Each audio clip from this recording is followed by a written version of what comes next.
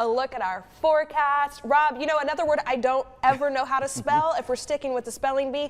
Meteorologist. There's a lot of O's and E's in there, and sometimes it's easy to leave one out.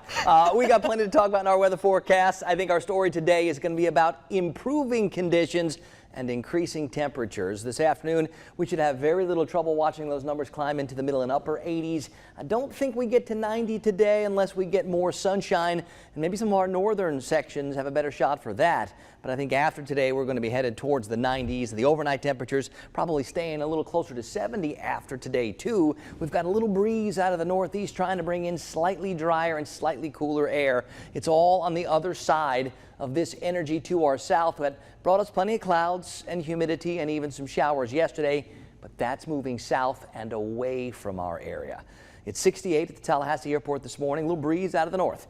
It's 63 in Thomasville, no breeze. It's 62 in Valdosta, little breeze out of the north. I'm even more encouraged by this third row of numbers, those dew points. When I see them in the 50s this time of year, that's almost bonus. That's why we can get those temperatures dropping as far as they are this morning. Look at South Georgia, from a 61 in Blakely to those 62s at Camilla, Moultrie, and Valdosta at 63. We saw in Thomasville, even Quincy's at 64. So we've got some spots that are a little bit cooler, a little bit less uncomfortable outside than it looked like it was going to be. And I still think over the weekend we're going to see those morning temperatures stay up as we continue to expect those dew point numbers to stay up.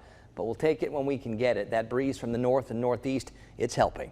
Now, a couple of spots reported a little bit of reduced visibility, but right now we're talking 5 miles and better across the board.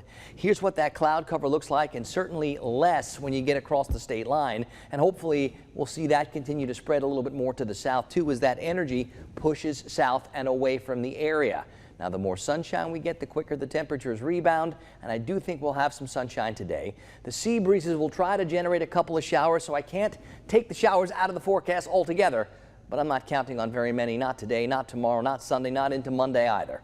Now, as far as the tropical weather goes, this is tropical depression number 2. You see some of the brighter yellows kind of in the mix there, but certainly not maybe as impressive looking as other systems that we've seen in the past are. It's also not moving in the normal direction that we watch these. These usually start moving to the north or to the west. This one's moving to the south and maybe a little bit to the east. But I think as this continues to move across the Gulf down towards Cuba, it will continue to fizzle out, and it will likely keep the biggest rains and winds away from the Florida Peninsula too.